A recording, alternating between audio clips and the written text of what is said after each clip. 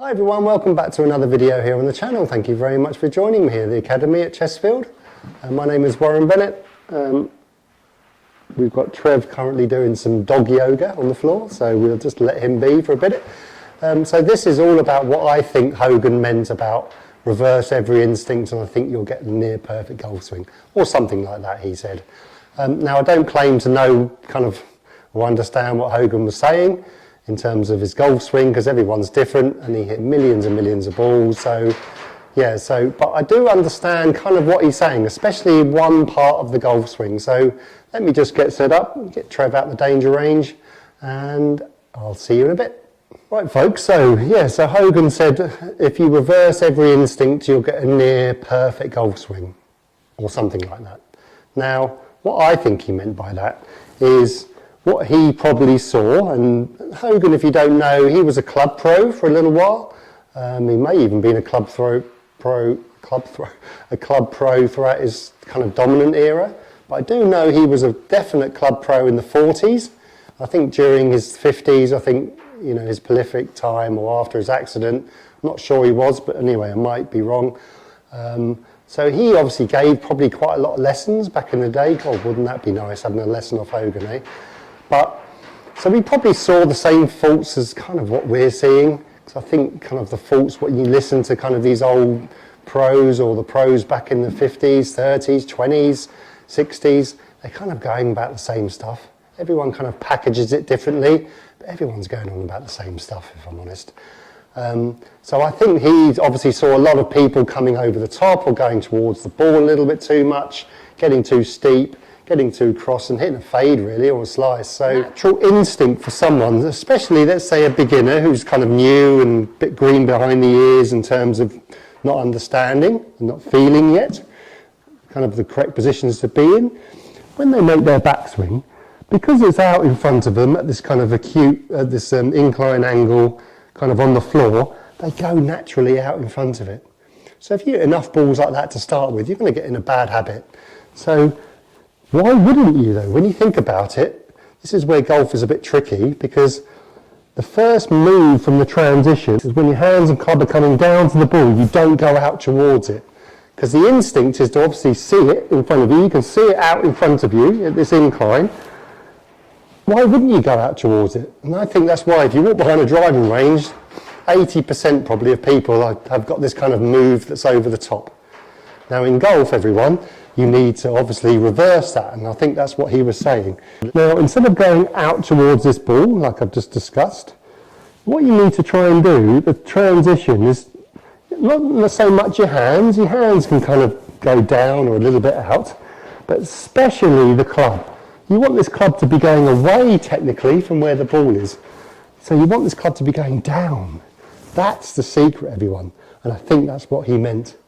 So if you reverse the instinct to go out towards the ball and you go back away from it, so you kind of, this is what's called waiting for it, all these little kind of sayings you might have heard over the years. Trev, you're always in the way.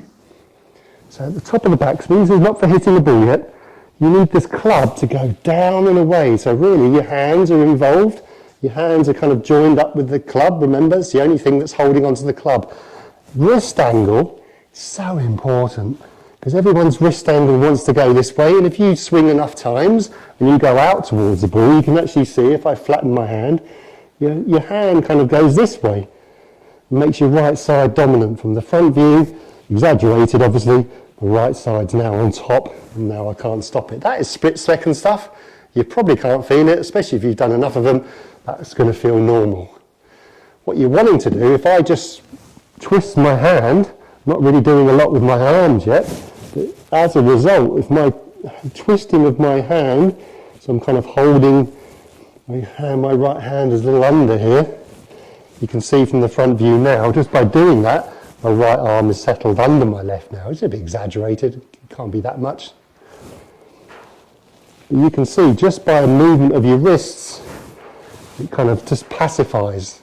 So that's really important. You can see, I don't know if I can play this video or find it somewhere, a slow motion of what Hogan, this is obviously before technology, I think this is where cameras were just coming out. I'll try and find it. I think he was doing a clinic somewhere.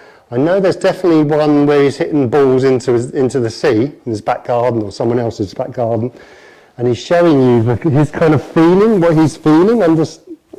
And obviously it doesn't actually happen like this, because you layer force on this club and pressure, the club's going to come out to the ball. It's really important, everyone, because the biggest differences between club golfers and low handicappers, not necessarily low handicappers, but especially pros. So you sit and watching TV, what's the difference between you and that club pro, or that touring professional, I mean, is the difference is generally their club goes this way. And it will only last a click or two. What I mean by click or two is like bang, bang, because it can't keep going down. But as soon as you lay force on that, it's going to start coming out. Pew, beautiful. But you have to, everyone, you have to get this club going away from where you're looking. You're looking out there, don't go out towards it. Really delay as long as you can. Right, how do you take that to a golf ball? Well, it's difficult. I would do practice swings to start with and break that downswing down. So backswing, so twist away from it, really wait for it. You can see how shut I am from the behind view, really backed away from it. I haven't got weight too much on my left side yet, a little bit of motion onto my left, but I'm really waiting for it under. And then from there, I allow my club just to swing down and twist round. So let me show you that again. Backswing, really twist and re-rotate my wrists, getting my club away from that ball, really staying back. And now allowing the release back into impact, not really doing a lot from here, as you can see my top half, nice and passive, a bit of kick in and then through. If you're new to that, that's going to be quite tricky, because anything new, it's like a jigsaw, you just got to get these kind of the pieces in the right order. Just like playing a musical instrument. If you're playing the guitar, you've got to try and get your order of your wrists and stuff and your fingers. So having slow motion swings are amazing. I say it all the time, don't I? So it's twisting. Remember, I'm not really doing a lot yet. Allowing this club to go back behind you. As you can see from the front view now, my right arm is way under as a result. And from there, I'm twisting and releasing this club back to the ball. Little bit of kick in and twist through.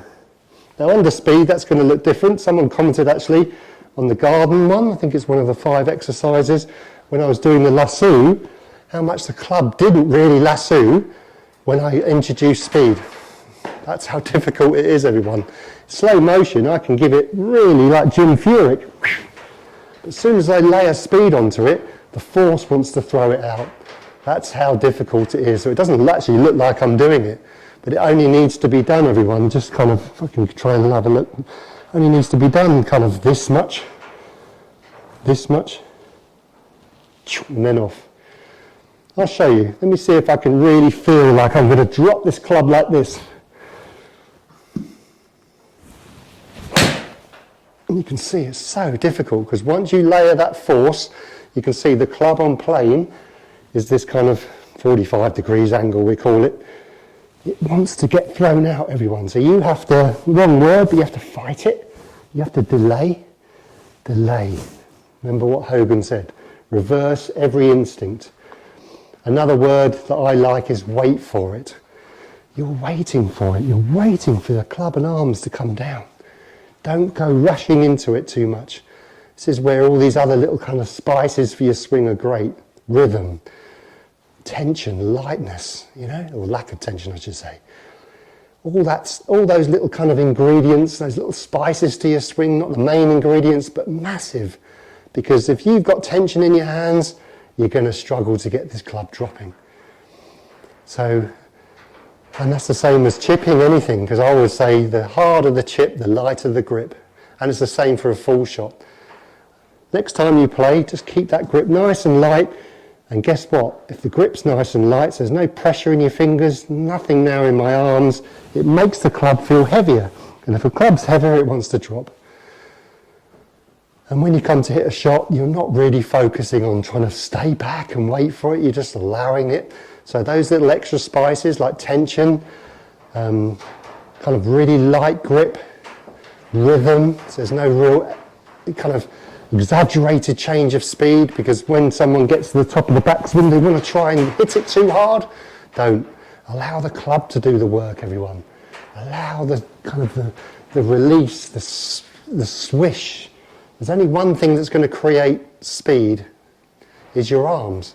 Yes, your body and everything's going to create that kind of momentum and that kind of power move, we say, but the speed is layered on into your arms and hands, and you've got to be nice and light all the way through, nice and light at the top of the backswing, just kind of what I said on Tuesday, I think, with Jesse, nice and light in the sub swings, really keeping your swing light. You know, when you've got a hard tee shot, or one you don't like, or a horrible wind or anything, pressure, playing with someone you don't like, so you're feeling a bit edgy, just lighten everything up and just swing. Keep it nice and smooth and just swing. You want to feel like everything's really kind of fluid here. There's no kind of stopping and, you know, too much tension. Then you're going to lose strike and speed and all those lovely things down there. So reversing that instinct. He knew what he was on about. He hit hundreds, millions of golf balls. And obviously he had his way. He had his faults. So we had to work on those. And he did them very well, but he had so many kind of little kind of secrets. Now he's not going to tell you those in black and white, but you know, that reversing every instinct quote, I always love that, because he knew, he lived, as far as I know, he lived in the same gravity as we do right now. He understood what this club wanted to do under speed, but you had to feel something a little bit more to allow that to swing under speed. Yeah, so you don't have to be Ben Hogan. We'd love to have a little bit of Ben Hogan, eh? But you don't have to be Ben Hogan to be a good golfer. But you can introduce a little bit of this. I'm not saying you should exaggerate this and really stay back and you hit. No, it's just allowing this just to happen, just without any too much tension. It's not a put. You're not trying to pull it down or anything weird like that. So you just try to kind of allow it to happen. But you can do actually exercises. There might have been a wall drill I did months and months and months ago, one of the early videos, where you're kind of feeling like this wall's behind you, and then you're dropping this club down on this wall here. You're allowing your wrists to kind of go from palm up facing the camera, the front camera there. Obviously it's the grip. If I open it, you can see my palm is facing you guys, and then from here I'm flattening off. And you can see if my wrists move like this, which is basically just called a re-rotation, whilst my elbow drops and my arms drop, look at where that club goes. Now obviously if someone came into the academy and they were there, obviously that's going to be two inside. But guess what? If they release it from there, they're going to hit a beautiful big draw, kind of opposite to everyone else. I'm not saying if you hit a big draw, obviously you don't need that. But the majority of you guys, you want to try and introduce a bit more snap, a bit more speed down there. Listen to what Hogan said. What was he? 70 odd years ago? I'd say 70 years ago. This year, isn't it? 70 years ago that he won his treble, 1953. That guy knew what he was on about, as well as obviously all the other guys around at that time. Right, everyone, so from myself and Trev down here, I think it's time to go home. And yeah, so I hope you've had a good golfing week, and have a great weekend, and we'll see you next week. So thanks very much, everyone. What is he like? Cheerio. Trev, not impressed?